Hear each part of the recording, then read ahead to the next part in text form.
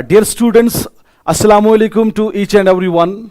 I am Shahid sir, the chemistry master teacher at Kai Hope Career Institute. उम्मीद है आप सब खैर आफियत से होंगे, living all good and fantastic at home. As you people know that the board examinations are around the corner and you people might be in a state of stress or anxiety. So in order to reduce this undue strain on your memory, I am going to discuss with you people the all important questions that might be asked in your board examinations. So let's get started with all these questions. So the question number 1 is on your screen and it goes like this. अब देखिएगा बेटा, this taken from the laws of chemical combination के बहुत सारे laws हैं. One of the important law is this: state the law of constant composition. Clear बेटा? This is as law of definite proportion या कभी कभी बेटा इसे हम कहते हैं law of constant composition. Question ऐसा आ सकता है, state the law of constant composition and its limitation. अब देखिएगा बेटा, what is this law all about? ये लॉ क्या कहता है, जो भी एक प्योर केमिकल कंपाउंड होगा, एक प्योर केमिकल कंपाउंड में हमेशा we have the same types of elements, हमेशा सेम टाइप्स के एलिमेंट्स होते हैं. अगर मैं बेटा कार्बन डाइऑक्साइड की बात करता हूं, उसमें हमेशा कार्बन का एक एटम होगा, ऑक्सीजन के 2 एटम्स होंगे, और इन एटम्स के मासेस का ratio that's always same, that's always constant. Let's cite an example बेटा. if I am taking a chemical compound, let's say beta carbon dioxide. Carbon dioxide is a pure chemical compound. इसमें हमेशा बेटा carbon का एक atom होगा, clear बेटा, और oxygen के बेटा 2 एटम्स होंगे, 2 atoms of oxygen and 1 atom of carbon. और इनके मासेस का रेशियो हमेशा क्या होगा, we people know that atomic mass of carbon is 12 mu, atomic mass of oxygen is 16 mu, और 2 ऑक्सीजन का कितना बनेगा, 32 mu. I hope that it will be, it is 3:8. Means carbon dioxide का जो मॉलिक्यूल होगा उसमें हमेशा बेटा कार्बन का एक एटम होगा, ऑक्सीजन के 2 एटम्स होंगे, और उनके का रेशियो हमेशा क्या होगा, it will be 3:8. Whatever will be the source of this carbon dioxide, mass का हमेशा क्या होगा, that is 3:8. Let's cite an example. Carbon dioxide को हम ऑब्टेन कर सकते हैं ना बेटा, कैसे, when I will be reacting carbon with oxygen, means by combustion reaction की I will be getting carbon dioxide. या अगर मैं ऐसा कर रहा हूं बेटा, if I am taking calcium carbonate, इस पर बेटा इसको मैं रिएक्ट करता हूं बेटा, लेट्स से बेटा with hydrochloric acid, I will be getting, एक तो मुझे कैल्शियम क्लोराइड मिलेगा और बेटा वाटर मिलेगा, साथ साथ मुझे बेटा कार्बन डाइऑक्साइड मिलेगा. या आपने रिएक्शन भी पढ़ा होगा बेटा, रेस्पिरेशन, क्लियर बेटा, रेस्पिरेशन से भी बेटा वी इनहेल ऑक्सीजन और हम एक्सेल क्या करते हैं, कार्बन डाइऑक्साइड. सो कहने का मतलब क्या है, what ever might be the source of carbon dioxide, whether it's respiration, whether it is combustion, whether it's any sort of chemical reaction, carbon dioxide में बेटा हमेशा कार्बन का एक एटम होगा, ऑक्सीजन के 2 एटम्स होंगे, और उनके मासेस का रेशियो हमेशा कांस्टेंट होगा 3:8. उसके बाद बेटा देन इस लॉ की लिमिटेशन में मैंने क्या लिखा है बेटा, नंबर 1 लिमिटेशन आइसोटोप्स. जो ये लॉ है बेटा, it's not applicable for in those compounds जिसमें एक ही एलिमेंट के बेटा 2 डिफरेंट आइसोटोप्स होंगे. What are isotopes, these atoms of the same element, जिनका एटॉमिक नंबर सेम होगा बट उनका एटॉमिक मास बेटा डिफरेंट होता है. Let's show you with, suppose बेटा मेरे पास बेटा कार्बन डाइऑक्साइड है, क्लियर बेटा, carbon dioxide. We people know that बेटा इस कार्बन के 2 आइसोटोप्स होते हैं. Number 1 the most abundant and the most stable isotope, that's carbon 12, है ना, और दूसरा isotope that is a radio active isotope, carbon 14. अब अगर एक मॉलिक्यूल में आई हैव कार्बन 12, दैट्स मेरे पास ये वाला कार्बन डाइऑक्साइड है जिसमें कार्बन 12 है, और दूसरा वाला मेरे पास कंपाउंड है दैट इज हैविंग कार्बन 14। अब देखिएगा बेटा, यहां पर तो एटम सेम है बट इनके मासेस का रेशियो डिफरेंट है। यहां पे मासेस का रेशियो क्या आएगा बेटा, 12:32। आप इसको सिंप्लीफाई कर सकते हो, it will be like 3:8। Clear बेटा? But in this case masses का रेशियो क्या आएगा बेटा, 14:32। दैट्स इक्वल टू, आप इसको बेटा रैशनलाइज कर सकते हो, it will be it's equal to 7:16। अब देखिएगा बेटा, in case of isotopes atoms तो कंबाइन हो रहे हैं, सेम एलिमेंट्स है, बट इनके मासेस का रेशियो क्या है बेटा, that's different. That's one important limitation of this law of constant composition. उसके बाद बेटा देन आफ्टर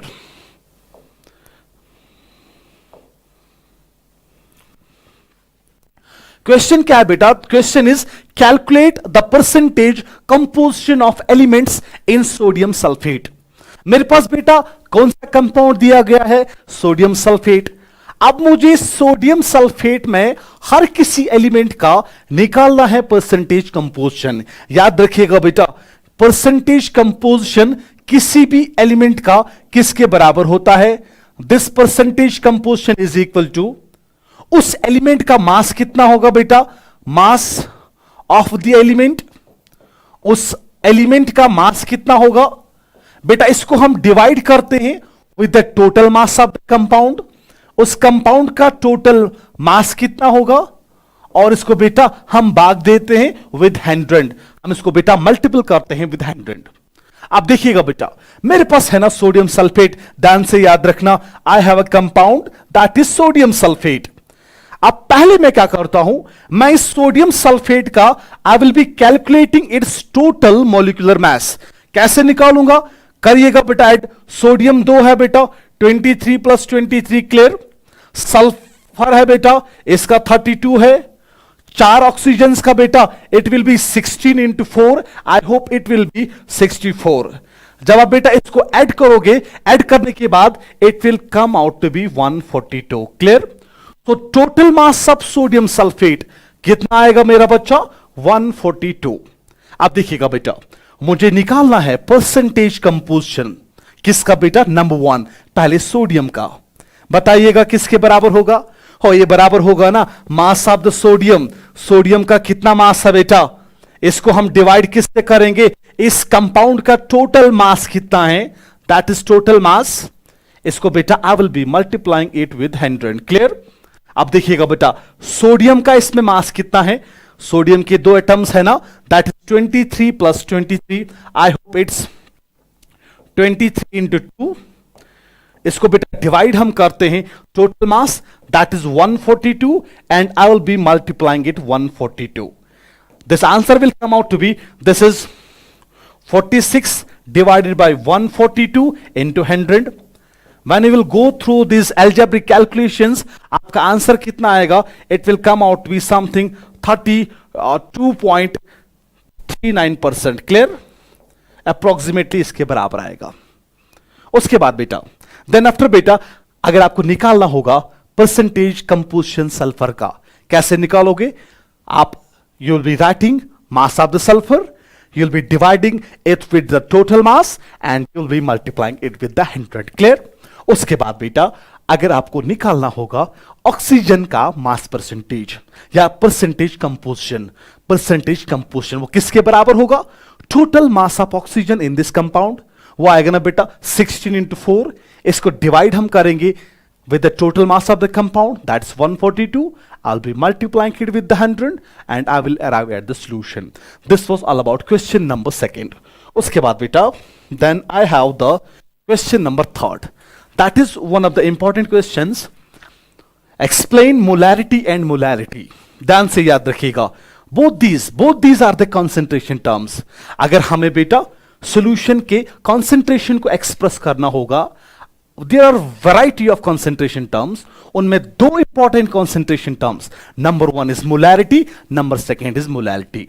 अब molarity को कैसे हम define करते हैं, हम मोलैरिटी को डिफाइन करते हैं the number of moles of solute present per litre of solution. Solution के 1 लीटर में सोल्यूट के कितने मोल्स प्रेजेंट होंगे, that is known as molarity. So can I write बेटा, जो आपका मोलैरिटी है, this molarity is denoted by capital M. इसको हम डिफाइन करते हैं molarity as the number of moles of solute present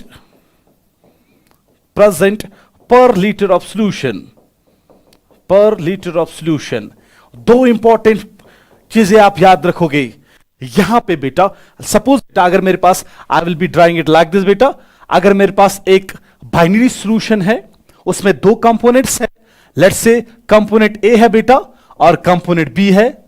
मैं ए को मान के चलता हूं this component is solvent, clear बेटा, और कंपोनेंट बी आपका क्या है, दैट इज सोल्यूट। ध्यान से याद रखना। अब अगर मैं ये मान के चलता हूं if N of B be the number of moles of solute, और अगर मैं ये मान के चलता हूं W of B be the weight in grams of solute, और अगर मैं ये मान के चलता हूं M of B is the molecular mass of the solute, clear बेटा। और इस सोल्यूशन का लेट्स से बेटा it's V of L, then बेटा कैपिटल एम आपका डिनोट करता है ना मोलैरिटी। ये मोलैरिटी किसके बराबर होगा, number of moles of solute. इसको बेटा हम डिवाइड करते, number of moles of solute that's N of B, clear बेटा, डिवाइड हम करते हैं volume of solution in litres that's V of L, clear. अब अगर हमने क्या किया बेटा, अगर हमने सोल्यूशन का वॉल्यूम ml में लिया, then it will be like this, volume of solution in ml, और बेटा मैं इसको मल्टीपल करता हूं विद 1000, क्लियर, वेरी सिंपल। उसके बाद बेटा आपने मोल कॉन्सेप्ट में पढ़ा होगा ये नंबर ऑफ मोल्स किसके बराबर होते हैं, it's equal to weight in grams that's W of B, divide हम करते हैं ना मॉलिक्यूलर मास से, दैट्स एम ऑफ बी, क्योंकि सोल्यूट की बात हो रही है। नीचे डिनोमिनेटर में बेटा I have the volume of solution in ml and I have one more term that's here 1000। इनमें से बेटा आप कोई भी एक्सप्रेशन यूज कर सकते हो और आप मोलैरिटी पे किसी भी न्यूमेरिकल को सॉल्व कर सकते हो। This is all about molarity. उसके बाद बेटा then I have the second concentration term that is molality,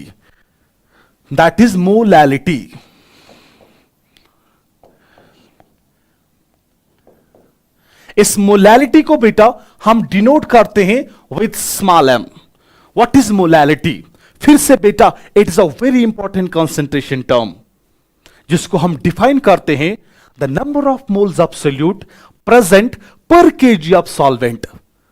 solvent के 1 केजी में आपके सोल्यूट के कितने मोल्स प्रेजेंट होंगे, that's what we call as molality. ध्यान से देखना बेटा, so molality is defined as the number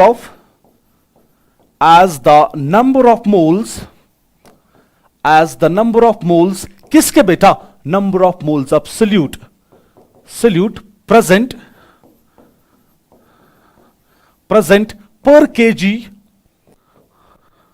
पर केजी ऑफ सॉल्वेंट। क्लियर बेटा, यहां 2 इंपॉर्टेंट चीजें आ गई। देखो बेटा ये तो सेम है, सोल्यूट के कितने मोल्स प्रेजेंट होंगे, बट यहां पे बेटा सॉल्यूशन की बात नहीं हो रही है, यहां सॉल्वेंट की बात हो रही है। यहां सॉल्वेंट का हम वॉल्यूम नहीं लेते हैं, यहां सॉल्वेंट का बेटा हम मास लेते हैं। दैट इज जो आपका जो मोलैलिटी होगा, molality that will be equal to number of moles of solute, इसको बेटा हम एन ऑफ बी से डिनोट करते हैं, डिवाइडेड बाय हम इसको करते हैं बेटा W of A। What is W of A, it is the mass of the solvent in kgs। Let's assume that W of A is the mass of the solvent in kgs, then आपका expression ऐसा बनेगा। फिर से बेटा अगर मैं solvent का मास बेटा ग्राम्स में लूंगा W of A but grams में, then I will be multiplying this equation by 1000, clear। उसके बाद फिर से बेटा नंबर ऑफ मोल्स किसके बराबर होता है, it's equal to weight in grams W of B, इसको बेटा डिवाइड हम करते हैं, किससे डिवाइड करते हैं? With the molar mass of the solute. Then I have W of A, that's mass of the solvent in grams, and I will be multiplying it with 1000. Clear beta? This is the expression for molality. यहां से भी बेटा आपके board examinations में question आ सकता है. सारी details बेटा मैंने डिस्कस की. आप वहां पे क्या करोगे? इस फॉर्मूला को लिखोगे, इस डेफिनेशन को लिखोगे, आपके पास कॉन्सेप्ट भी पता है, आप इजीली बेटा वैल्यूज को सब्स्टिट्यूट करिएगा and you will arrive at the solution. This was about molality and molarity. और एक पॉइंट याद रखिएगा बेटा, जो आपका मोलैलिटी है ना, this is temperature, this is temperature independent concentration term. क्योंकि यहां बेटा हम सॉल्वेंट की मास की बात करते हैं. टेम्परेचर इंक्रीज या डिक्रीज करने से, तापमान को बेटा बढ़ाने या घटाने से सोल्यूट सॉल्वेंट के मास में बेटा कोई भी फर्क नहीं आएगा. बट मोलैलिटी में आप देखते हो, we compare number of moles of solute with the volume of solute. We people know that solution का वॉल्यूम चेंज हो सकता है अगर टेम्परेचर में चेंज आएगा. That's why we say that molality is the more convenient concentration term than molarity, because it is temperature independent. Point to be noted. Clear? उसके बाद then after write the empirical formula of the compound having the composition, जिसका composition क्या है बेटा? 4% hydrogen है बेटा, इसमें 24% carbon है और इसमें 72% क्लोरीन है. क्वेश्चन देखो बेटा यहां से भी आ सकता है. इंपायरिकल फॉर्मूला आपको निकालना होगा किसी भी गिवन कंपोजिशन का. अब ध्यान से देखिएगा बेटा इस क्वेश्चन को हम कैसे करते हैं. आई will be sharing one shortcut method with all of you. ध्यान से देखना. सबसे पहले बेटा हम क्या करते हैं, कैसे इंपायरिकल फॉर्मूला निकालते हैं. सबसे पहले हम क्या करते हैं, जो परसेंटेज कंपोजिशन होगा हर किसी एलिमेंट का, हम परसेंटेज कंपोजिशन को बेटा कन्वर्ट करते हैं. हम इसको कन्वर्ट करते हैं नंबर ऑफ मोल्स में. ध्यान से याद रखना बेटा, one very important simple trick. हम क्या करते हैं, हम परसेंटेज कंपोजिशन को कन्वर्ट करते हैं नंबर ऑफ मोल्स में. अब कन्वर्ट कैसे करेंगे, हम परसेंटेज कंपोजिशन को डिवाइड करते हैं. हम परसेंटेज कंपोजिशन को मेरा बच्चा डिवाइड करते हैं किससे बेटा? With the atomic mass of that substance, sorry with the atomic mass of that element. Clear? मुझे उसके बाद क्या निकलेगा? Number of moles. सपोज मुझे नंबर ऑफ मोल्स हर किसी एलिमेंट का निकलेगा.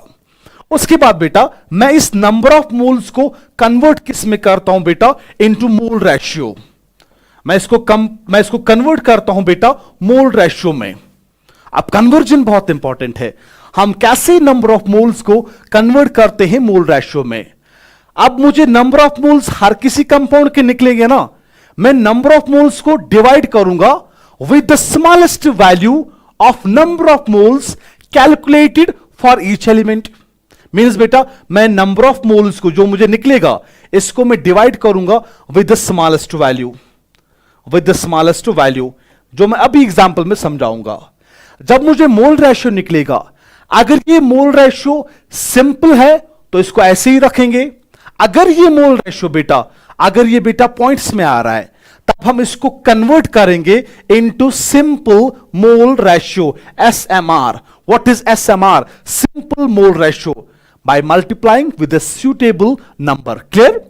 उसके बाद बेटा जब मुझे मोल रेशियो निकलेगा, जब मुझे सिंपल मोल रेशियो निकलेगा हर किसी एलिमेंट का, लेट्स से कार्बन का, हाइड्रोजन का, और I have here some element let's chlorine.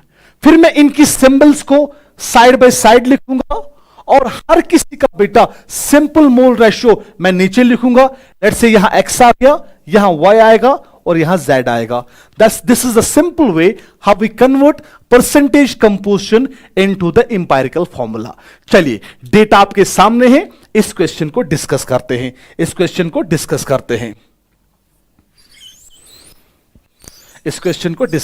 हैं. नाउ लिसन बेटा, आई हैव थ्री एलिमेंट्स. देखिएगा बेटा, एक मेरे पास कार्बन है और मेरे पास बेटा हाइड्रोजन है। चलो पहले हाइड्रोजन ही लिखते हैं बेटा। मेरे पास हाइड्रोजन है, मेरे पास बेटा कार्बन है और मेरे पास क्लोरीन है। क्लियर बेटा? These are the three elements that are given to me. अब देखिएगा बेटा, एलिमेंट आ गया ना बेटा, उसके बाद एलिमेंट का हम क्या लिखते हैं, इसका परसेंटेज कंपोजिशन। इसका परसेंटेज कंपोजिशन। चलो आपको पता है बेटा हाइड्रोजन का एटॉमिक नंबर क्या है बेटा? हाइड्रोजन का atomic number, atomic number is 1, atomic mass भी 1 ही आएगा। कार्बन का एटॉमिक मास 12 है और क्लोरीन का लेट्स टेक इट 35.5। क्लियर बेटा? 35.5। अब उसके बाद बेटा ध्यान से देखना बेटा, परसेंटेज कंपोजिशन हाइड्रोजन का दिया गया है ना 4%। क्लियर? आपके कार्बन का कितना दिया गया है? इट्स 24%। और आपके क्लोरीन का बेटा it is given to be 72%। Clear? ध्यान से देखना बेटा, पहला पॉइंट मैंने क्या बताया, हम इस परसेंटेज कंपोजिशन को कन्वर्ट किस में करेंगे? नंबर ऑफ मोल्स में। कैसे कन्वर्ट करेंगे? Let's say if n is number of moles या नंबर ऑफ मोल एटम्स, मैं परसेंटेज कंपोजिशन को डिवाइड किससे करूंगा? With its atomic number, that is 4/1, that is equal to 4। यहां पे बेटा 24 divided by 12 it's equal to, ये 2 के बराबर आएगा। Then after I have 72 divided by 35.5। I hope बेटा इट्स अप्रोक्सीमेटली इक्वल टू 2.05, इसके आसपास ही आएगा। तो ये मुझे निकला नंबर ऑफ मोल्स। देखो बेटा, मैंने परसेंटेज कंपोजिशन को नंबर ऑफ मोल्स में कन्वर्ट किया by dividing the percentage composition of each element with its corresponding atomic mass. उसके बाद नंबर ऑफ मोल्स को मैं कन्वर्ट करूंगा बेटा मोल रेशियो में। मैं इसको कन्वर्ट करूंगा मोल रेशियो में। ध्यान से देखना बेटा, मैं कैसे कन्वर्ट करता हूं मोल रेशियो में। आप देखिएगा बेटा, इनमें से जो सबसे स्मॉलेस्ट वैल्यू है ना, मैं उसी से बेटा हर किसी मोल को डिवाइड करूंगा। इनमें से स्मॉलेस्ट वैल्यू 2 है ना, मीन्स पहले मैं 4 को डिवाइड 2 से करूंगा, मैं 2 को डिवाइड 2 से करूंगा, मैं 2.05 को डिवाइड 2 से करूंगा।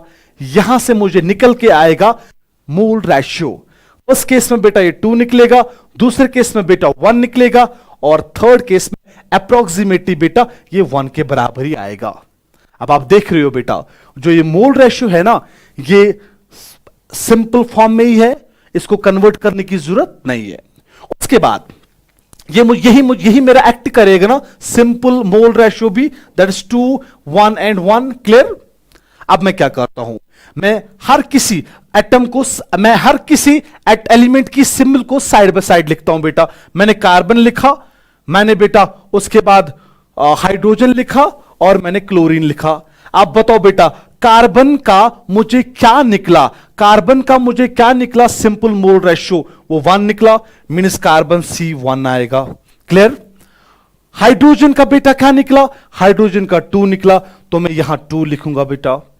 क्लोरीन का बेटा अगेन मुझे 1 निकला, वो मैं 1 लिखूंगा। So this will be the empirical formula of this compound. Done and dusted this numerical as well. उसके बाद बेटा then after second question, that's like this, calculate the number of moles, molecules and atoms in the following data. मेरे पास बेटा 4 data दिए गए हैं। हर किसी डेटा में मुझे कैलकुलेट करना है नंबर ऑफ मोल्स, इसमें मुझे कैलकुलेट करना है नंबर ऑफ मॉलिक्यूल्स और इसमें मुझे कैलकुलेट करने हैं नंबर ऑफ एटम्स। ध्यान से देखिएगा बेटा, हमने मोल कॉन्सेप्ट पढ़ा। Mole is the chemistry unit for measuring amount of substance. किसी भी सबस्टेंस का बेटा 1 मोल, मैंने आपको बताया था बेटा, it's equal to Avogadro number. Clear? That 6.022 into 10 to the power 23 particles. ये पार्टिकल्स बेटा एटम्स भी हो सकते हैं, मॉलिक्यूल्स भी हो सकते हैं, आयंस भी हो सकते हैं, इलेक्ट्रॉन्स, प्रोटॉन्स, व्हाटसोएवर। क्लियर? अब देखिएगा बेटा, नंबर 1, 8 ग्राम्स ऑफ ऑक्सीजन। आपने पढ़ा होगा बेटा, नंबर ऑफ मोल्स किसी भी सबस्टेंस के किसके बराबर होते हैं? Waiting grams of that substance divided by उसी सबस्टेंस का मोलर मास। क्लियर? यहां बेटा 8 ग्राम्स ऑफ ऑक्सीजन है। 8 ग्राम्स ऑफ ऑक्सीजन में कितने नंबर ऑफ मोल्स होंगे? 8 वेटिंग ग्राम्स है ना बेटा, 8 डिवाइडेड बाय O2 का मोलिकुलर मास, वो कितना आएगा बेटा? That is 32। Now it's 8/32, clear? तो ये मुझे निकलेंगे number of moles, number of moles. उसके बाद बेटा नंबर ऑफ मॉलिक्यूल्स किसके बराबर आएंगे? नंबर ऑफ मॉलिक्यूल्स जरा मुझे बताओ किसके बराबर आएगा? हो वो आएगा ना बेटा 8/32 into Avogadro number, clear? NFA is your Avogadro number, clear? ये तो निकले बेटा, ये मुझे निकले number of moles of oxygen. ये मुझे क्या देगा? Number of molecules of oxygen.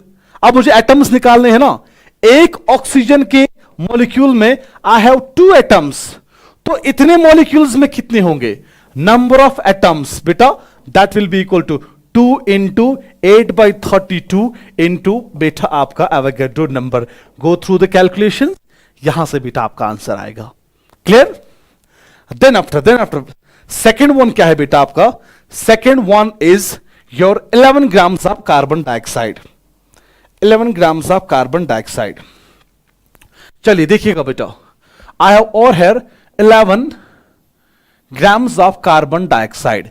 इसमें मुझे निकालने हैं नंबर ऑफ मोल्स कितने होंगे, इसमें मुझे निकालने हैं नंबर ऑफ मॉलिक्यूल्स कितने होंगे, और इसमें मुझे निकालना है नंबर ऑफ एटम्स कितने होंगे।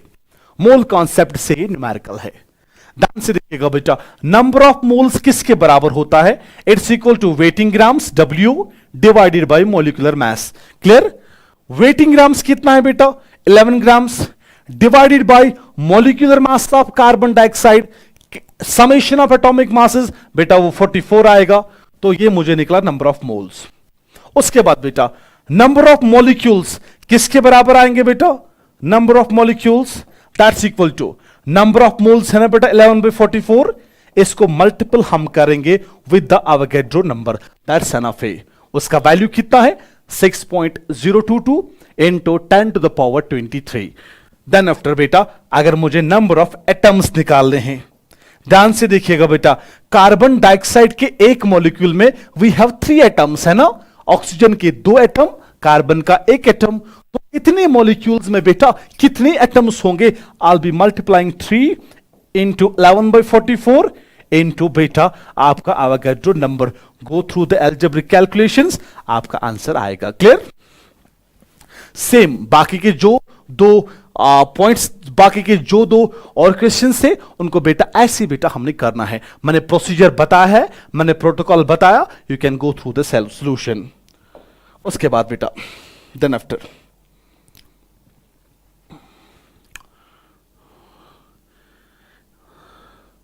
this is the question.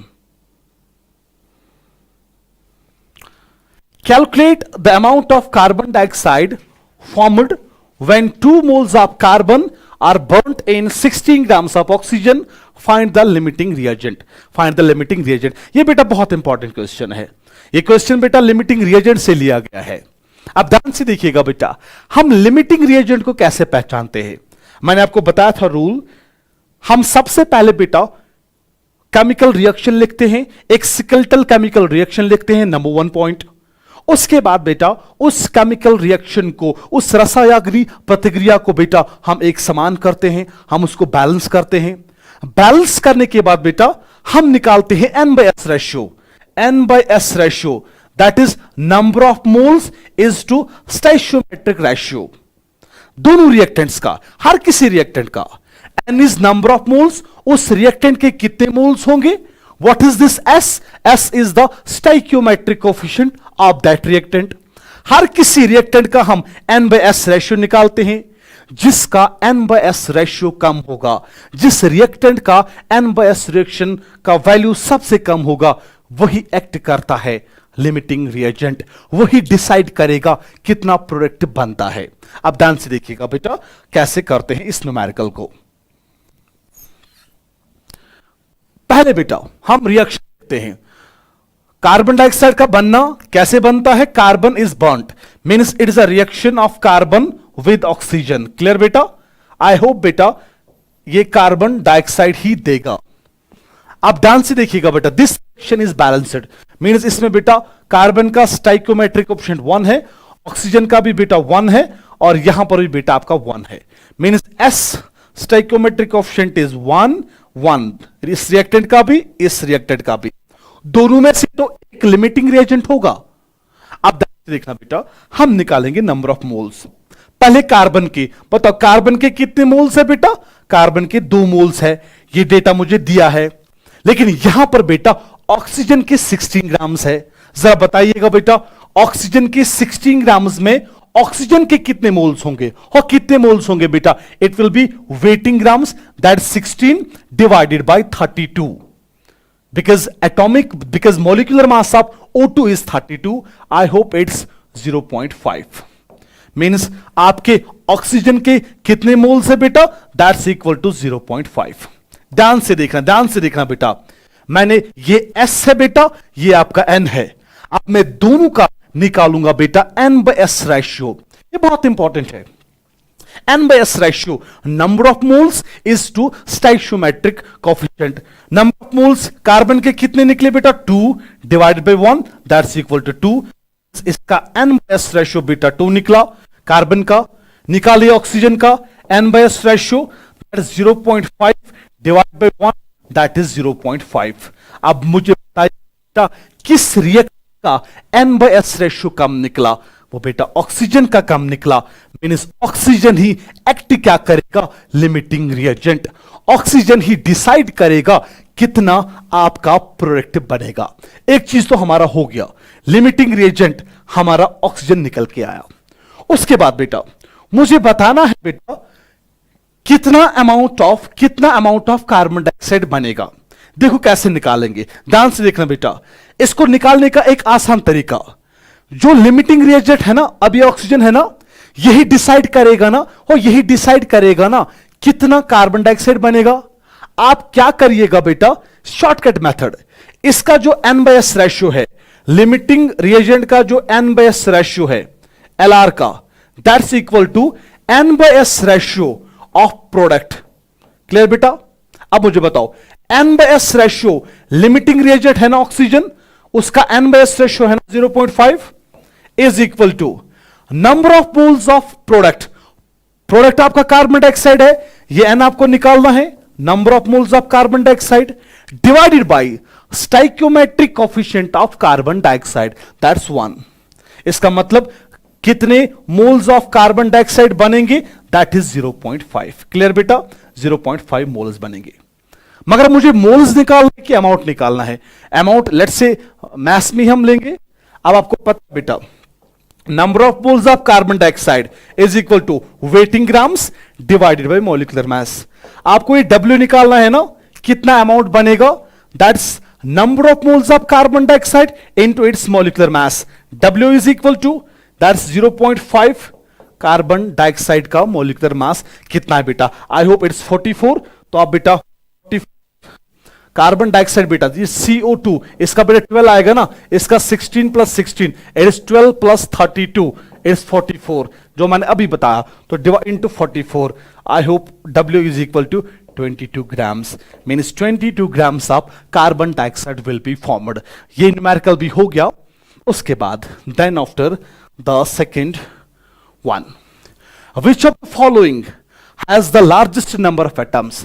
आपसे पूछा जाता है सबसे ज्यादा एटम्स किसमें होंगे, जरा बताइएगा बेटा। मोल कॉन्सेप्ट से और एक numerical, number of atoms, number of, जब भी मोल कॉन्सेप्ट से कोई भी न्यूमेरिकल आएगा, याद रखना सबसे पहले आप क्या करोगे, डेटा को कन्वर्ट करिएगा नंबर ऑफ मोल्स में।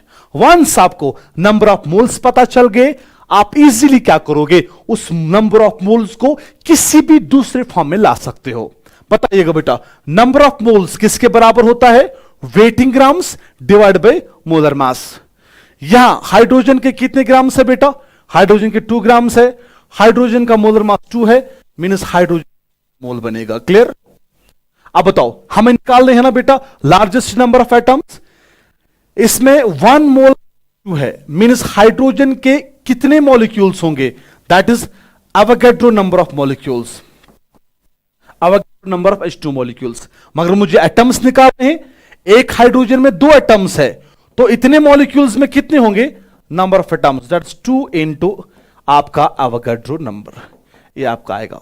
सेम इज ग्लूकोज का कर सकते हो ना, this is 360 grams of glucose. देखिएगा बेटा कैसे करते हैं, ग्लूकोज का पेट मैं दिखाता हूं, I will be using some different pen. अब ध्यान से देखना बेटा, ग्लूकोज में number of moles is equal to weight in grams again divide by molar mass. अब ध्यान से देखना बेटा, ग्लूकोज का molecular formula C6H12 it's O6, clear. अब मुझे बताइए वेटिंग ग्राम्स कितना है, 360, और ग्लूकोज का मॉलिक्यूलर मास कितना है, that's 180, that's equal to approximately what, approximately it is equal to 2, ये 2 के बराबर आएगा। अब इसमें निकलेंगे बेटा हमें 2 मोल्स। अब मुझे बताओ ग्लूकोज के कितने मॉलिक्यूल्स होंगे, number of molecules of glucose that is 2 into Avogadro number. But मुझे क्या चाहिए, मुझे ग्लूकोज के एटम्स चाहिए ना, तो ग्लूकोज के एटम्स किसके बराबर आएंगे, number of atoms of glucose. Glucose के एक मॉलिक्यूल में कार्बन के 6, आपके बेटा हाइड्रोजन के 12, हाइड्रोजन के 12 और ऑक्सीजन के 6 आते हैं, ऐड करिएगा बेटा, ये 24 एटम्स आएंगे, that is 24 into 2 into NF। I hope it will be equal to 48 into Avogadro number. ध्यान से देखना बेटा, पहले वाले केस में हमारा कितना निकला, that was 2 into Avogadro number. इस वाले केस में कितना निकला, 48 इंटू एवोगाड्रो नंबर। 2 केस मैंने निकाले। उसके बाद बेटा case number third, case number third, I hope this one is been copied by you. Then third वाला case, now 22 grams of carbon dioxide. अब देखिएगा बेटा नंबर ऑफ मोल्स किसके बराबर होगा, weighting grams that is 22 divided by carbon dioxide का है ना 44, दैट्स इक्वल टू 0.5 मोल्स। इसमें कार्बन डाइऑक्साइड के 0.5 मोल्स होंगे। Number of molecules of carbon dioxide कितने होंगे, 0.5 इंटू एवोगाड्रो नंबर, क्लियर। उसके बाद बेटा नंबर ऑफ एटम्स कितने होंगे, नंबर ऑफ एटम्स, एक कार्बन डाइऑक्साइड के मॉलिक्यूल में 3 एटम होते हैं, 2 + 1 = 3, तो यह आएगा 3 into 0.5 into Avogadro number. I hope it's equal to 1.5 NF। Means इस वाले केस में कितने मॉलिक्यूल्स आएंगे बेटा, इस वाले केस में we have 1.5 into Avogadro number, clear. ये 3 आ गए, पहले वाले केस में इतना था, दूसरे वाले केस में इतना निकला, थर्ड में ये निकला। नाउ द फोर्थ वन, अब फोर्थ वन को बेटा कैसे करते हैं, फोर्थ वन,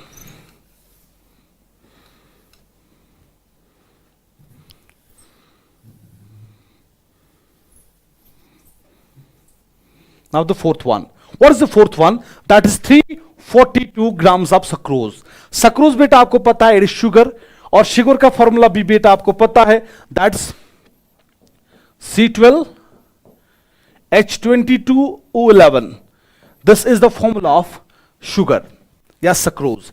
अब बताइए नंबर ऑफ मोल्स कितना आएगा, waiting grams that is 342, clear बेटा।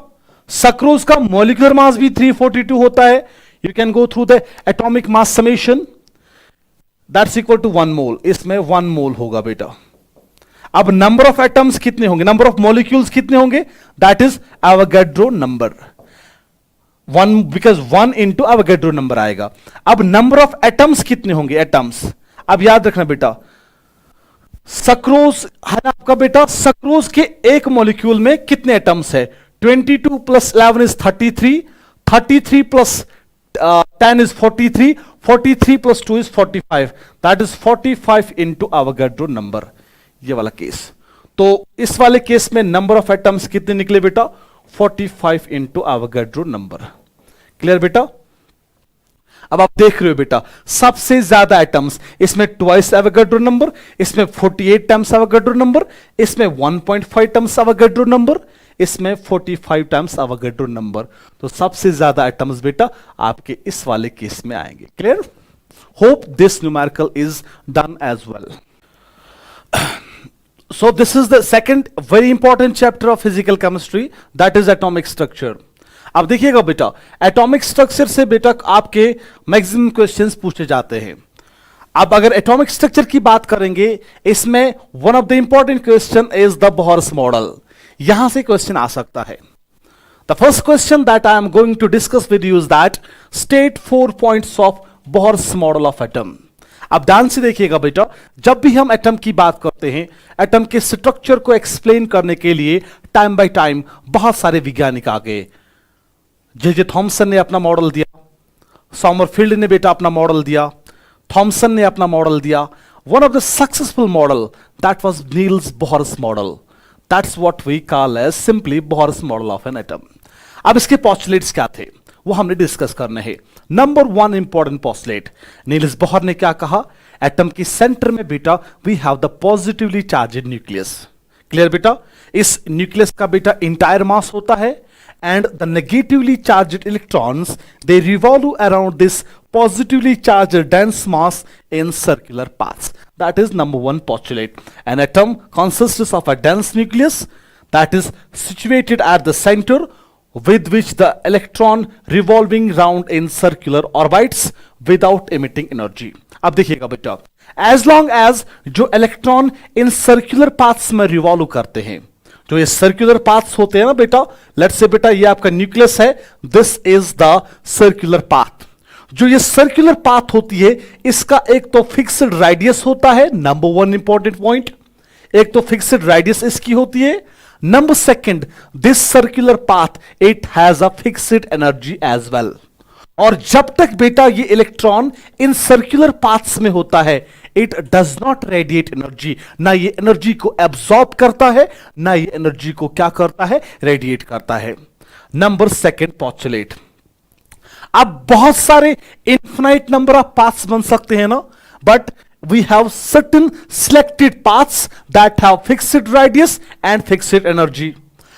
अब इन selected paths में बेटा जो ये इलेक्ट्रॉन होता है इसका जो एंगुलर मोमेंटम होगा that's always quantized. That is integral multiple of h/2 angular momentum बेटा किसके बराबर होता है, that is mvr. It is angular momentum. It is n times its integral multiple of h/2. This is second postulate. That's mvr is equal to nh/2, and this postulate is also known as quantization of angular momentum. Clear? यहां पे बेटा आपका mvr angular momentum है, n is the shell number. Clear? और h आपका Planck's constant है and 2 is constant. Clear? Then after we have the third postulate. अब जो ये परमिटेड ऑर्बिट्स होते हैं कॉमनली नोन एज, इनको बेटा हम स्टेशनरी स्टेट्स कहते हैं। स्टेशनरी स्टेट का मतलब ये नहीं है इलेक्ट्रॉन रेस्ट में होगा, no not at all. Stationary state का मतलब क्या है, जब तक ये इलेक्ट्रॉन इन सर्कुलर पाथ्स में होगा it will neither radiate energy nor it will absorb energy. और यही जो बेटा स्टेशनरी स्टेट्स होते हैं इसमें बेटा इनका एक डेफिनेट एनर्जी होता है, and these stationary states are known as energy levels, या कॉमन बेटा लैंग्वेज में इन्हीं को हम बेटा शेल्स कहते हैं, इन्हीं को बेटा हम ऑर्बिट्स कहते हैं, या इन्हीं को बेटा हम अलाउड एनर्जी स्टेट्स कहते हैं।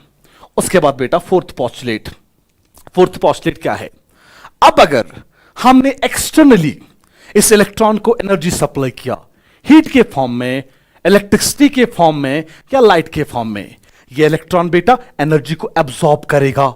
जब ये इलेक्ट्रॉन एनर्जी को एब्सॉर्ब करेगा, अब ये बेटा स्टेशनरी स्टेट में नहीं रहेगा, उस वाले शेल में नहीं रहेगा, उस नॉर्मल ग्राउंड स्टेट में नहीं रहेगा, ये एनर्जी एब्सॉर्ब करेगा, it will jump into the excited state. And this process when an electron absorbs energy and it jumps from normal state, that's ground state, into the excited state, इस process को बेटा हम excitation के नाम से जानते हैं। That's if energy is supplied to an electron, it may jump instantaneously from lower energy level to higher energy level by absorbing quanta of energy. Clear? This new state of electron is known as what we call as excited state. Clear? Then after beta, this question, state and explain the de Broglie hypothesis. देखिएगा बेटा, Louis de Broglie ने 1924 में क्या कहा, जिस तरीके से बेटा light has a dual nature, light के कुछ फिनोमिना लाइक रिफ्लेक्शन है, रिफ्रैक्शन है, डिस्पर्शन है, पोलराइजेशन है, इसको हम एक्सप्लेन कर पाते हैं on the basis of wave nature of light. But light shows some different phenomenas, जैसे बेटा phenomena of black body radiation. That's explained on the basis of particle nature. या अगर मैं बात करता हूं, if I am talking about बेटा photo electric effect, that's also explained on the basis of what, particle nature of light. Means light कुछ phenomena दिखाती है that are explained by the wave nature. Light कुछ phenomena दिखाती है that's explained by the particle nature. Means light has both nature, particle nature as well as wave nature, जिसको हम collectively बेटा dual nature कहते हैं. 1924 में डी ब्रॉगली ने क्या कहा, जिस तरीके से लाइट के पास क्या होता है, dual nature, same happens with the matter as well. Matter का भी क्या होता है, ड्यूअल नेचर. मैटर बी का भी होता है wave nature as well as particle nature.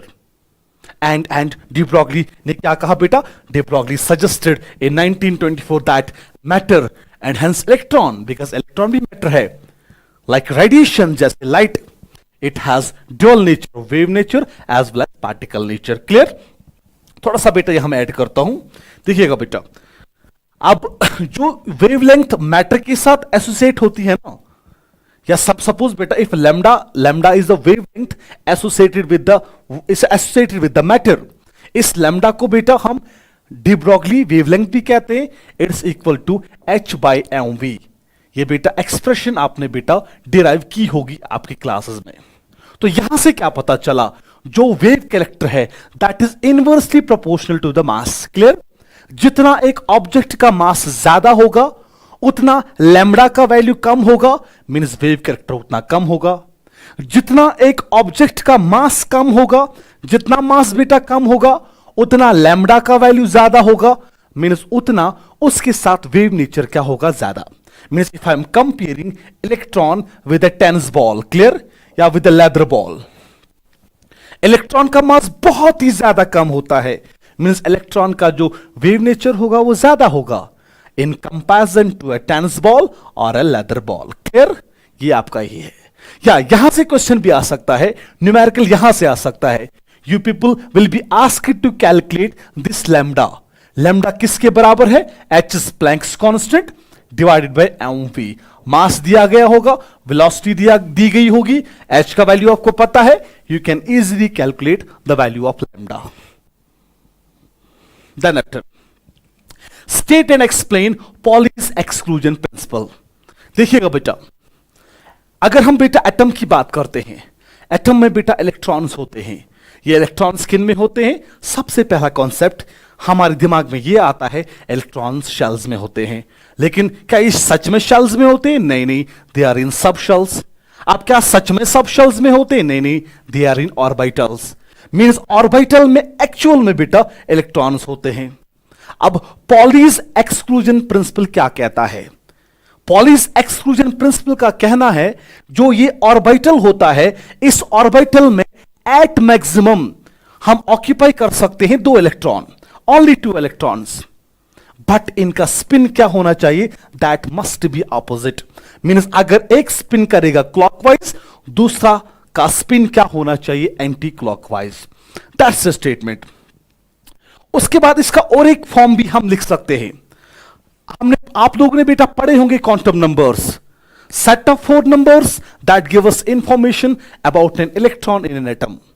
Pauli's exclusion principle का दूसरा स्टेटमेंट यह भी है, no 2 electrons in an atom can have the same value of all the 4 quantum numbers. अगर उनका प्रिंसिपल क्वांटम नंबर सेम है, अगर उनका एज़ोमिथल क्वांटम नंबर सेम है, मैग्नेटिक क्वांटम नंबर सेम है, बट उनका स्पिन क्वांटम नंबर डिफरेंट होगा. अब अगर ध्यान से देखना बेटा, अगर 2 इलेक्ट्रॉन एक ही ऑर्बिटल में है, means they will be belonging to the same shell, उनका प्रिंसिपल क्वांटम नंबर सेम होगा, they will be belonging to the same subshell, उनका बेटा एज़ोमिथल क्वांटम नंबर सेम होगा. When they belong to same orbital, उनका बेटा magnetic quantum number भी same होगा. अब एक तो डिफरेंट होना चाहिए, वो बच गया ना बेटा स्पिन. मीन्स एक का क्लॉकवाइज स्पिन होगा, दूसरे का एंटी क्लॉकवाइज होगा. This is all about the Pauli's exclusion principle. According to this principle, no two electrons in an atom can have the same set of four quantum numbers. Pauli's exclusion principle can also be stated as only two electrons may exist in the same orbital, and these electrons must have opposite spins. As simple as it can be. Then after, chemistry या physics का एक ऐसा principal that has changed the entire scenario of science, that is Heisenberg's uncertainty principle, जिसने Bohr's model को completely बेटा hit shifted Bohr's model from skies into the ashes. देखिएगा बेटा, what is this Heisenberg's uncertainty principle? Heisenberg's uncertainty principle क्या कहता है? अगर हम बेटा किसी माइक्रोस्कोपिक पार्टिकल की बात करते हैं, लेट्स से बेटा इलेक्ट्रॉन की बात हम करते हैं, हम साइमल्टेनियसली, हम एट ए टाइम उसकी पोजीशन और उसके मोमेंटम में सर्टेन नहीं हो सकते हैं साइमल्टेनियसली. अगर हम बेटा उसके मोमेंटम को निकालने की कोशिश करते हैं, हम उसके पोजीशन में अनसर्टेन हो जाते हैं. अगर हम बेटा उसके पोजीशन को निकालने की कोशिश करते हैं, हम उसके मोमेंटम में अनसर्टेन हो जाते हैं. So it's impossible for we people to calculate simultaneously the exact momentum and the exact position of the subatomic particle, whether it may be an electron or proton, whatever. Clear? So this is the statement. It is impossible to measure simultaneously both the position and velocity, that's momentum, of a microscopic particle with absolute accuracy. अब ध्यान से देखिएगा बेटा, if delta x is the uncertainty in position and delta p be the uncertainty in momentum, then according to Heisenberg's uncertainty principle, del x into del p, that's product of these two uncertainties, is always greater or equal to h by 4 pi. Clear beta? Where h is the Planck's constant and 4 and pi are again the constants. Clear? या इसको हम बेटा ऐसे भी लिख सकते हैं other form में बेटा, डेल्टा एक्स मैं मोमेंटम को लिख सकता हूं एम डेल वी. क्लियर बेटा? ग्रेटर और equal to H by 4 pi. Clear बेटा? देन आफ्टर बेटा आपका न्यूमेरिकल यहां से भी आ सकता है. You people might be knowing uncertainty in one of the parameter, either position और momentum. You people will be knowing the values of all these 4 quantities और आप निकाल सकते हो ईदर डेल एक्स और del P. Clear? Then after, what are quantum numbers? This is the most important topic that might be asked in your board examinations. Quantum numbers क्या होते हैं and what about principal, azimuthal and all the quantum numbers? अब याद रखिएगा बेटा, quantum numbers, these are the set of 4 numbers. ये 4 numbers होते हैं. These are the set of 4 identification numbers that give us the complete information about an electron in an atom. अगर हमें बेटा एक इलेक्ट्रॉन के बारे में इंफॉर्मेशन चाहिए, ये एटम में कहां है, किस शेल में है, किस सबशेल में है, किस ऑर्बिटल में है, इसका स्पिन कैसा है, इसके बारे में हमें entire information it is given by these quantum numbers. 4 quantum numbers: principal quantum number, azimuthal quantum number, magnetic quantum number and spin quantum number. इनमें से जो पहले 3 क्वांटम नंबर्स है principal, azimuthal and magnetic quantum number. These are the solutions of Schrodinger wave equation except the last one. अब ध्यान से देखिएगा बेटा, पहला quantum number that is principal quantum number. जो आपका बेटा ये प्रिंसिपल क्वांटम नंबर है, it's denoted by n. It is also known as Bohr's quantum number. ये क्वांटम नंबर बेटा हमें इंफॉर्मेशन देता है about the electron, in what shell electron is present. किस शेल में बेटा इलेक्ट्रॉन प्रेजेंट होगा, उस शेल का बेटा साइज क्या होगा. क्लियर बेटा? उस शेल में इलेक्ट्रॉन की एनर्जी कितनी होगी, that's given by this principal quantum number. Clear? It gives us information about the shell number. Number second is the azimuthal quantum number.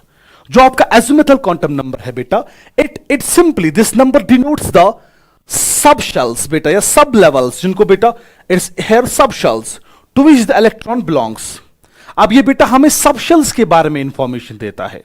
अब देखिएगा बेटा, अब एक इलेक्ट्रॉन शेल में प्रेजेंट है।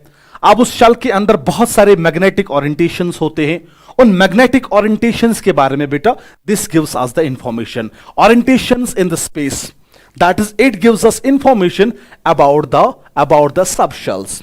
आपको पता है बेटा तीन टाइप की सब शेल्स है, एस है, पी है, डी है और एफ है। 4 टाइप्स ऑफ सब शेल्स। जी भी है, उसको बेटा अभी छोड़ते हैं। अब जो ये क्वांटम नंबर है, एजिमुथल क्वांटम नंबर, ये हमें बताता है, it tells us whether electron S में है, पी में है, डी में है या एफ में है। It is denoted by small L. इसको बेटा हम स्मॉल एल से डिनोट करते हैं। Small L is your what, azimuthal quantum number. अब याद रखिएगा बेटा, एस के लिए एल का वैल्यू 0 हम लेते हैं, पी के लिए मेरा बच्चा हम 1 लेते हैं, डी के लिए बेटा एजिमुथल क्वांटम नंबर इज 2 और एफ के लिए बेटा हम 3 लेते हैं। इसको आगे जाके हम एक न्यूमेरिकल में डिस्कस करते हैं। Then after you have the magnetic quantum number. This quantum number determines the preferred orientations of orbitals in space. या मैं ऐसा कहूंगा बेटा, it gives us information about the orbitals. किस ऑर्बिटल में बेटा ये इलेक्ट्रॉन प्रेजेंट होगा, that orbital is actually the preferred orientation in space. किस ऑर्बिटल में बेटा इलेक्ट्रॉन प्रेजेंट होगा, this is given by this magnetic quantum number, it is denoted by small m. Clear बेटा? Then after is the spin quantum number. ये quantum number बेटा it gives us information about the spinning motion of an electron. या तो electron बेटा clockwise spin करेगा या तो electron anti clockwise spin करेगा। अगर ये क्लॉकवाइज स्पिन करेगा then S is equal to +1/2, अगर एंटी क्लॉकवाइज स्पिन करेगा then S is equal to -1/2। अब थोड़ा सा बेटा इन क्वांटम नंबर्स को हम थोड़ा सा एक्सप्लेन करते हैं। अगर इन क्वांटम नंबर्स में न्यूमेरिकल आएगा, कैसे बेटा, लाइक दिस। देखिएगा बेटा, एन आपका क्या है बेटा, N is your principal quantum number. Clear? N is your principal quantum number. आपका एन प्रिंसिपल क्वांटम नंबर है। L is the azimuthal quantum number. Clear? उसके बाद बेटा M is the magnetic quantum number, S is the spin quantum number. अब देखिएगा बेटा, number 1 important point, जो N का वैल्यू है बेटा, N का वैल्यू पर्टिकुलर N का कोई वैल्यू होगा, जो L वैल्यू है ना बेटा, L value is always less than N value. L का वैल्यू कभी भी N के बराबर नहीं होगा। Number 1 point to be noted. उसके बाद बेटा for a particular L value, किसी भी एल वैल्यू के लिए, सपोज बेटा अगर मैं एस की बात करता हूं, पी की बात करता हूं, डी की बात करता हूं और एफ की बात करता हूं, एल वैल्यू एस के लिए 0 है, पी के लिए 1 है, डी के लिए 2 है, एफ के लिए 3 है। फॉर पर्टिकुलर एल वैल्यू, जो magnetic quantum number M value है, उसका रेंज कहां से आता है बेटा, from -L including 0 to +L। Clear बेटा? इसका मतलब जो आपका S, अगर L का वैल्यू 0 है, L का वैल्यू 0 है, मींस अगर L का वैल्यू 0 है, इसका मतलब जो आपका ये इलेक्ट्रॉन है ये S सब शेल में है। उसके लिए L वैल्यू एक ही आ सकता है ना, magnetic quantum number, that is equal to -0, 0 और 0। -0 and +0 has no significance, means एक ही आएगा, दैट इज 0 इसका वैल्यू, ML वैल्यू। अब अगर P की हम बात करते हैं, ध्यान से देखना बेटा, अगर मैं P की बात करता हूं, सपोज P के लिए if L is equal to 1, इसके लिए बेटा M value, magnetic quantum number value क्या ले सकता है, -1, 0 और ले सकता है +1। क्लियर बेटा? अगेन बेटा अगर मैं बेटा D सब शेल की बात करता हूं, इसके लिए L का वैल्यू 2 है ना, मींस जो आपका मैग्नेटिक क्वांटम नंबर है वो ले सकता है ना value from -L to 0 to +L, means वो आएगा बेटा -2, -1, 0, +1 एंड +2। ये वैल्यूज ले सकते हैं। These are actually the 5d orbitals. Here we have actually the 3p orbitals. Same is the case with, अगर मेरे पास बेटा f ऑर्बिटल है, f सबशेल है, इसका L वैल्यू बेटा इट्स इक्वल टू 3 इसके ml वैल्यूज -3 आएगा बेटा, आपका -2 आएगा, 0 आएगा, +1 -1 +1 +2 and +3. These are the 7, 3, 3, 6 and 7. These are the 7 actual orbitals are simply magnetic quantum number or magnetic orientations of each subshell in the space. Clear? यहां पर बेटा एक पॉइंट याद रखिएगा बेटा, यहां पर और एक पॉइंट याद रखिएगा। मैंने n लिखा, मैंने l लिखा, मैंने बेटा मैग्नेटिक क्वांटम नंबर लिखा, स्पिन क्वांटम नंबर लिखा। मैंने पहले बताया बेटा l का वैल्यू हमेशा n से कम होगा, नंबर 1 पॉइंट। उसके बाद बेटा m का वैल्यू जो है बेटा वो l के बराबर होगा, बट l से ज्यादा नहीं होगा, सेकंड वेरी इंपॉर्टेंट पॉइंट। और स्पिन क्वांटम नंबर का वैल्यू हमेशा या तो +1/2 होगा या -1/2। चलिए आप एक क्वेश्चन को डिस्कस करते हैं। सपोज बेटा कोई ऑर्बिटल है, कोई इलेक्ट्रॉन है दैट इज इन 4f। हमें इसके सारे पॉसिबल क्वांटम नंबर्स निकाल रहे हैं। देखिएगा बेटा n का वैल्यू 4 है, n का वैल्यू बेटा 4 है ना, इसका मतलब बेटा ये इलेक्ट्रॉन शेल नंबर 4 में है, तो n का वैल्यू 4 आएगा। उसके बाद बेटा ये f सबशेल में है, f सबशेल का मतलब क्या है, इसका l वैल्यू क्या आएगा बेटा, देखो s के लिए 0 है, p के लिए बेटा 1 है, d के लिए 2 है और f के लिए बेटा it's equal to 3, means l value 3 है, l वैल्यू 3 है। अगर बेटा l का वैल्यू ध्यान से देखना बेटा, l का वैल्यू 3 है, मैग्नेटिक क्वांटम नंबर कौन कौन सा वैल्यू लेगा, एक -3 ले सकता है, ये -2 ले सकता है, -1 ले सकता है, 0, ये +1 ले सकता है, +2 ले सकता है, +3। Then after spin can be +1/2 या हो सकता है -1/2। इन 3 पॉइंट्स का ख्याल रखिएगा। ये पॉइंट मैंने बताया, ध्यान से देखना। L का वैल्यू कभी n के बराबर नहीं होगा, हमेशा n से कम होगा, नंबर 1 पॉइंट। सेकंड पॉइंट मैंने बताया m का वैल्यू कभी भी L से ज्यादा नहीं हो सकता है, बट L के बराबर हो सकता है। और स्पिन का वैल्यू या तो +1/2 होगा या तो -1/2। इस कॉन्सेप्ट को दिमाग के डिब्बे में रखिएगा। मैं कह रहा हूं फिर से बेटा, इस कॉन्सेप्ट को दिमाग के डिब्बे में रखिएगा, यहां से आपका क्वेश्चन आ सकता है। उसके बाद now let's move to next question. This question is taken from the electronic configuration.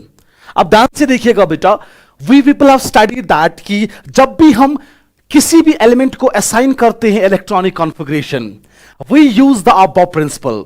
What is Aufbau principle? हम पहले इलेक्ट्रॉन बेटा उस सबशेल को देते हैं जिसकी एनर्जी कम होगी, देन आफ्टर बेटा हम इलेक्ट्रॉन उसको देते हैं जिसका एनर्जी ज्यादा होगा। So can I say like this beta, according to our Bohr principle, the electronic filling in subshells, it takes place in the increasing order of the energy of subshells. आप ध्यान से देखिएगा बेटा, but we have here exception. Exception क्यों है बेटा? Generally बेटा आपने एक प्रिंसिपल पढ़ा होगा, जो भी हाफ फिल्ड कॉन्फ़िगरेशंस होती है या जो भी कंप्लीटली फिल्ड कॉन्फ़िगरेशंस होती है, they are comparatively more stable than other configurations. Let me cite you an example. अगर मैं बेटा पी सबशेल की बात करता हूं, इट हैज ऑलमोस्ट 6 कॉम्बिनेशंस। उनमें बेटा P3 configuration and P6 configuration, this is half filled configuration, और ये आपका कंप्लीटली फिल्ड कॉन्फ़िगरेशन है। They are comparatively more stable. या अगर मैं डी सबशेल की बात करता हूं, इसकी 2 stable configurations, number 1 will be D5 and number 2 will be D10। ये डी का हाफ फिल्ड कॉन्फ़िगरेशन है और ये डी का बेटा कंप्लीटली फिल्ड कॉन्फ़िगरेशन है, and these 2 configurations are comparatively more stable than other configurations. अब अगर मैं बेटा if I am talking about F subshell, in F subshell we have 7 orbitals, clear? तो एट मैक्सिमम बेटा we can accommodate 14 electrons in this F subshell. इस F subshell में बेटा I will be having two configurations F7 and F14. This is your half filled configuration और ये बेटा आपका completely filled configuration है। So these configurations they are relatively more stable than other configuration. इसके लिए बेटा रीजन क्या है बेटा? Reason 1, number 1 reason is the stability. The extra stability is due to symmetry.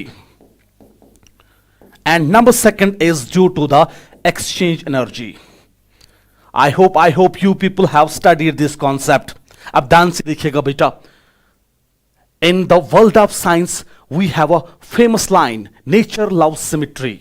अब ध्यान से देखिएगा बेटा, जो ये कॉन्फ़िगरेशंस होती है ना, हाफ फिल्ड कॉन्फ़िगरेशंस या कंप्लीटली फिल्ड कॉन्फ़िगरेशंस, इनमें बेटा electron cloud is symmetrically distributed. जब भी बेटा चार्ज का सिमेट्रिक डिस्ट्रीब्यूशन होता है, वो सिस्टम बेटा ज्यादा स्टेबल होता है. Same is the case with these configurations. Number one. Number second is stability due to exchange energy. अब याद रखिएगा बेटा, जब भी हम डिजेनरेट ऑर्बिटल्स की बात करते हैं, इन डिजेनरेट ऑर्बिटल्स में होता क्या है, इलेक्ट्रॉन्स अपनी पोजीशन को एक्सचेंज करते हैं. एक हाफ फिल्ड ऑर्बिटल से इलेक्ट्रॉन अपनी पोजीशन दूसरे हाफ फिल्ड ऑर्बिटल में एक्सचेंज करता है. During these exchanges what happen, system energy को लूज करता है, and that energy is known as exchange energy. अब जितने ज्यादा पॉसिबल एक्सचेंज होंगे, उतनी ज्यादा एक्सचेंज एनर्जी बेटा रिलीज होगी, उतना सिस्टम ज्यादा स्टेबल होगा. अब अगर मैं इन हाफ फिल्ड कॉन्फ़िगरेशंस की बात करता हूं, याद रखिएगा बेटा, इनमें नंबर ऑफ पॉसिबल एक्सचेंजेस ज्यादा होती है, ज्यादा अमाउंट ऑफ एनर्जी बेटा रिलीज होगा, और आपका सिस्टम ज्यादा स्टेबल होगा. Now the crux of the story goes like this. जब भी आपको कहीं पे भी एक ऐसा चांस मिलेगा जहां पे आप क्या करोगे, एक किसी दूसरे कॉन्फ़िगरेशन से अगर आपको कोई हाफ फिल्ड कॉन्फ़िगरेशन बनेगा या कंप्लीटली फिल्ड कॉन्फ़िगरेशन बनेगा, then we can interchange the position of the electrons. Same happens with the chromium. Chromium भी बेटा क्या दिखाता है, exceptional electronic configuration. Let me show you how this chromium shows exceptional electronic configuration. अगर मैं chromium की बात करता हूं, chromium का बेटा atomic number क्या है? The atomic number of chromium is 24. Clear बेटा? अब ध्यान से देखिएगा बेटा, if I'm taking the help of above principle, इसका इलेक्ट्रॉनिक कॉन्फ़िगरेशन आएगा ना बेटा 1s2. उसके बाद बेटा इलेक्ट्रॉन 2s2 में चले जाएंगे. देन आफ्टर बेटा 2p में 6 इलेक्ट्रॉन्स जाएंगे. देन आफ्टर बेटा 3s2, 3p6, 4s2, यहां तक बेटा हमारे 20 इलेक्ट्रॉन्स आते हैं. नॉर्मली अगर हम देखेंगे 3s के बाद बेटा वी हैव 3d. क्लियर बेटा? देन यहां पे कितने इलेक्ट्रॉन बचे, 4 इलेक्ट्रॉन तो बचे ना बेटा. Then I will be writing configuration like this. जो मेरा एक्सपेक्टेड कॉन्फ़िगरेशन था, that I took from Aufbau principle, it will be 4s2 3d4. But यहां पर एक प्रॉब्लम हो रही है. अभी मैंने आपको बताया, जो हाफ फिल्ड कॉन्फ़िगरेशंस होती है कंपैरेटिवली मोर स्टेबल. अब देखिए यहां होगा क्या, इस 4s से बेटा एक इलेक्ट्रॉन उठेगा, वो किस में चला जाता है, 3d सबशेल में.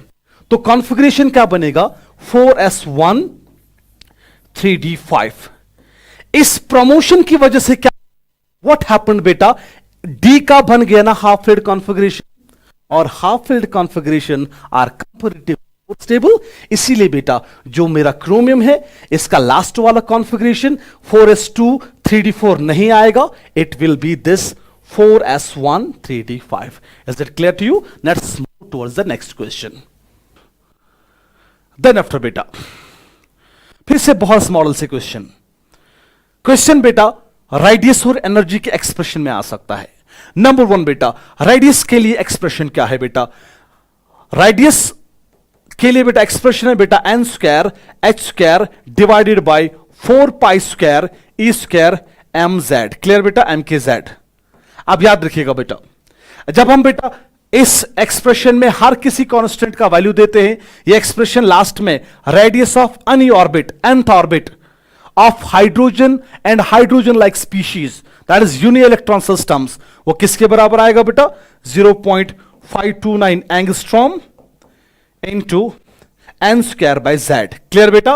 यहां पर बेटा एन आपका क्या है बेटा, N is a shell number, Z क्या है बेटा, दैट इज एटॉमिक नंबर.